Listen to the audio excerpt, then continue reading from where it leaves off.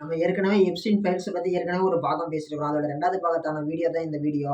Epstein files வந்து ஏற்கனவே part 1 பேசுறோம். இப்போ பார்ட் 2 பேசிட்டு இருக்கிறோம். பார்ட் 2 எதுக்கோசரம் பேசுறோம்னா, எப்ஸ்டீன் ஃபைல்ஸ்ல இருந்து கிட்டத்தட்ட வந்து பார்த்தீங்கன்னா, சில முக்கியமான விஐபி கூட கிடையாது. சில முக்கியமான விஐபியோடைய பேர்கள்லாம் வந்து பார்த்தீங்கன்னா, காணாம போயிருக்குதாம். யார் அந்த எப்ஸ்டீன் அப்படின்னு சொல்லி தெரிஞ்சுக்கலாம் வாங்க. கிட்டத்தட்ட வந்து பார்த்தீங்கன்னா, பல பேருக்கு எப்ஸ்டீன்னா யாருன்னு தெரியும். சில பேருக்கு எப்ஸ்டீன்னா யாருன்னு தெரியாது. தெரியாதவங்களுக்கோசரம் முதல்ல ஒரு இன்ட்ரோடக்ஷன் சொல்லிடலாம். ஒரு சாதாரண ஸ்கூல்ல கணக்கு படிச்ச கணக்கு வாத்தியார் தான் இந்த எப்ஸ்டீன். கணக்கு கணக்கு வாத்தியார் தான் இந்த எப்ஸ்டீன். எப்ஸ்டீன் கிட்ட ஸ்டூடெண்ட்டா வந்த பணக்கார வீட்டு பிள்ளைங்க மூலியமா அவங்க அப்பா, அம்மா கிட்ட பழக்கத்தை ஏற்படுத்திக்கிட்டு, அவிங்க மூலியமா மிகப்பெரிய ஒரு பணக்காரங்க கூட தொடர்பு ஏற்படுத்திக்கிட்டு, பணக்காரங்களுக்கு இடையில ஒரு புரோக்கர் மாரி இருந்திருக்கிறாரு. பணக்காரங்களுக்கு மட்டும் இல்ல, மிகப்பெரிய அரசியல்வாதிகளுக்கும் அப்படியே புரோக்கரா மாறியிருக்கிறாரு. எப்படி மாறியிருக்கிறாரு?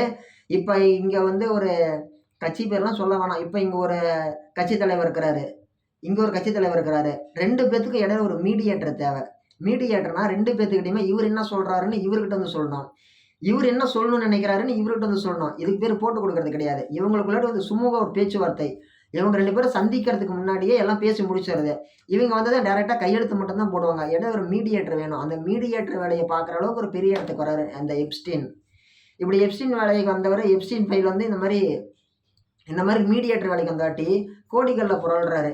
கோடிகள்ல புரண்டவாட்டி வந்து பார்த்தீங்கன்னா, அவருக்கு வந்து பார்த்தீங்கன்னா பணம் பத்தல. அவருக்கான செல்வாக்கு பத்தல. அவருக்கான போதை அப்படிங்கிறது அதிகமாயிருச்சு. அவருனால மத்தவங்களுக்கும் போதை அப்படிங்கிறது ஏறிடுச்சு. கிட்டத்தட்ட அண்டர் 18 அப்படி இருக்கக்கூடியவங்கள கூட்டிட்டு போய் கேர்ல்ஸ கூட்டிட்டு போயிட்டு, இவரு சொந்தமா ஒரு ஐலேண்ட் வாங்குறாரு. ஐலேண்ட் வாங்கி அங்க வந்து பார்த்தீங்கன்னா, வரக்கூடிய விஐபி வந்து பார்த்தீங்கன்னா, அவிங்க கூட ஸ்பெண்ட் பண்ண சொல்றாரு டைம. இதுக்கு வந்து பார்த்தீங்கன்னா, நெறைய பேர் வந்து பார்த்தீங்கன்னா, பணத்துக்கு ஆசைப்பட்டு நெறைய பேர் தெரிஞ்சோ, தெரியாமலோ ஒரு சிலர் வலுக்கட்டாயமா கடத்திட்டு போய்லாம் கூட வந்து பார்த்தீங்கன்னா, அந்த ஐலேண்ட்ல வச்சிருந்து அவங்க வந்து விவிஐபிக்கு வந்து தங்க வச்சுட்டு மறுபடியும் கொண்டு வந்து விட்டுருக்காங்க. இத வந்து பார்த்தீங்கன்னா, ஒரு பார்ட் டைம் ஆஃப் பிசினஸ் மாரியே வந்து செய்ய சொல்லி இவரு அழைப்பு குடுத்துருக்காரு. எங்க அமெரிக்கால இருக்கக்கூடிய அண்டர் 18 இருக்கக்கூடிய கேர்ல்ஸுக்கு. அத பார்த்துட்டு நெறைய பேர் வந்து இவர அப்ரோச் பண்ணியிருக்காங்க. அப்புறமேட்டு வந்து இந்த மாரி போயிட்டு வந்தேன்னு சொல்லி ஒரு சின்ன பொண்ணு அவங்க வீட்ல சொல்லும். அவங்க அம்மா வந்து போலீஸ்ல கம்ப்ளைண்ட் பண்றாங்க. கம்ப்ளைண்ட் பண்ண உடனே 2005ல அவர போலீஸ் புடிச்சுட்டு போய் ஜெயில்ல போடுறாங்க 1 1/2 வருஷம். அந்த 1 1/2 வருஷமும் வந்து பார்த்தீங்கன்னா, தண்டனை குடுக்கல. விசாரணை தான் நடந்துட்டு இருந்துச்சு.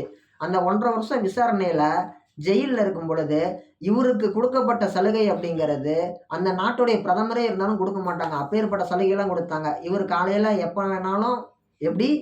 இவரு காலையில எப்ப வேணாலும் எந்திரிச்சு வெளியில போலாம். இவருக்குன்னு சொந்தமா ஒரு ஹெலிகாப்டர் வெளியில இருக்கும். ஜெயிலுக்கு வெளியில ஹெலிபோர்ட்ல. இவரு விமானத்துல கிளம்பி போயிருவாரு. இவரோட ஐலேண்டுக்கு. நைட்டு 7 மணிக்கு இவரு உள்ளாடி வந்தா போதும். ஆனா, நைட் இவரு இங்க தங்கணும். காலைல எந்திரிச்சு கையெழுத்து போடணும். இப்படி ஒரு சலுகை அவரு குடுத்தாங்க. அமெரிக்கா சிறைத்துறை வரலாறுலயே இவரு குடுத்த மாரி ஒரு சலுகை யாருக்குமே குடுக்கல. அப்படிலாம் இருந்த எப்ஸ்டீன் வந்து பார்த்தீங்கன்னா, 2019ல ஜெயிலுக்குள்ளாடி வராரு. ஜெயிலுக்குள்ள வந்தவாட்டி இவரு தற்கொலை பண்ணிக்கிட்டாருன்னு மத்தவங்க சொல்றாங்க. ஆனா, அவரு தற்கொலை பண்ணிக்கக்கூடிய ஆள் இல்லன்னு சொல்லி, அவர் கூட பழகுனவங்கலாம் சொல்றாங்க. முதல்ல ஏன் அவர பத்தி தற்கொலை பண்ண வேண்டிய சூழ்நிலைன்னு சொல்லி கேட்டீங்கன்னா, அல்லது ஏன் அவர கொலை பண்ணாங்கன்னு சொல்லி கேட்டீங்கன்னா, யார் யார் கூட இருந்தாங்கன்னு சொல்றத இவரு ஃபோட்டோ, வீடியோலாம் எடுத்து வச்சிருக்காரு மனுஷன். அந்த ஆதாரம்லாம் வெளில வந்துச்சு அப்படின்னா, நம்மள எங்க பேர் கெட்டு போயிருமோன்னு சொல்லி மிக மிக பெரிய விவிஐபில இவர கொண்டிருக்கிறாங்க. இவரோட ஃபைல்ல யார் யாரெல்லாம் இருந்திருக்கிறாங்கன்னு சொல்லி நீங்க நினைக்கிறீங்க? ஒரு சாதாரண கவுன்சிலர் கிடையாது. சாதாரண எம்எல்ஏ கிடையாது. ஒரு சாதாரண மாவட்ட செயலாளர் கிடையாது. அங்க இருந்தது எல்லாமே உலகத்திலே ஃபேமஸான ஆளுங்க.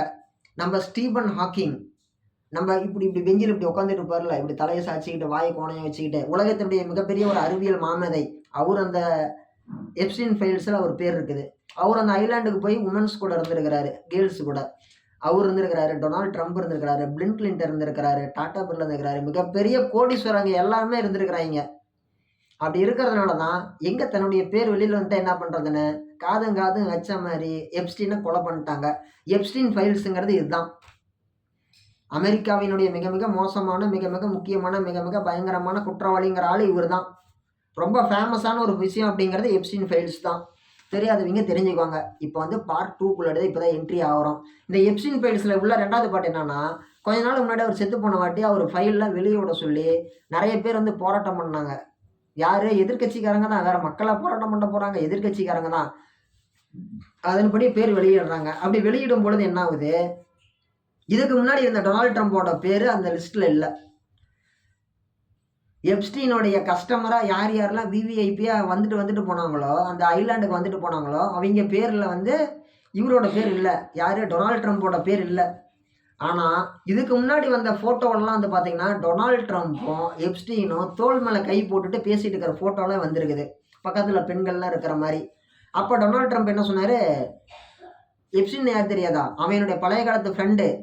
நண்பன் அப்படிங்கிற முறையில தான் நான் போய் அவன பார்த்தனே தவிர, அதுவும் அமெரிக்காவுக்குள்ளாடி தான் பார்த்தேன். அவன் சொல்ற அந்த தீவுகள போய் பார்க்கல. நீங்க சொல்லி தான் அவன் இவ்வளோ மட்டமான ஆளுன்னு எங்களுக்கு தெரியும். அச்சச்சோ! அவன் எவ்வளோ அயோக்கிய பையனா? அவன பத்தி எனக்கு தெரியவே தெரியாது. அவன் என் ஃப்ரெண்டு, ஜஸ்ட் ஃப்ரெண்டு. நானும் அவனும் 10ஆம் வகுப்பு ஒட்டுக்கா படிச்சோம் அப்படிங்கிற மாரி சொல்லிட்டு அவர் நவுந்துக்கிட்டாரு. ரொம்ப வருஷம் கழிச்சு நான் அவன அன்னைக்கு தான் பார்த்தேன். அவன் ஆசைப்பட்டான்னு சொல்லி 2 பேரும் ஃபோட்டோ எடுத்துக்கிட்டோம்னு சொல்லி முடிச்சுட்டாரு பேசி. இன்னைக்கு வந்த ஆதாரத்துல அவர் பேர் இல்ல. ஸோ, இதத்தான் வந்து எதிர்க்கட்சிகள் ரொம்ப ஒரு விமர்சனமா பண்ணிட்டு இருக்கிறாங்க. எப்ஸ்டீன் ஃபைல்ஸ்ல டொனால்ட் ட்ரம்ப் பேரையே காணோம். இதுல ஏதோ சதி நடந்திருக்குது. இதுல ஏதோ துரோகம் நடந்திருக்குது. இதுல பணம் விளையாடிருச்சுன்னு சொல்லி சொல்லிட்டு இருக்கிறாங்க. உலகத்திலேயே மிகப்பெரிய ஆள் யாரு? எப்ஸ்டீன். ரொம்ப ரொம்ப மட்டமான ஆளு. நம்ம ஊர்ல எப்படி ஆட்டோ சங்கர்ன்னு ஒருத்தர் இருந்தாரோ, அதே மாரி உலகத்திலே பெரிய மாமா அந்த ஆளு. யாரு? எப்ஸ்டீன். மட்டமான ஆளு. ரொம்ப மோசமான ஆளு. கடைசியா அந்த ஆளு என்ன ஆனாரு? எப்படி செத்தாருன்னே தெரியல. அதுக்கு தான் வாழும்போது கொஞ்சமாச்சும் புண்ணியம் பண்ணணும். அப்பதான் மரணம் அப்படிங்கிறது ஒரு நல்ல முறையில இருக்கும்.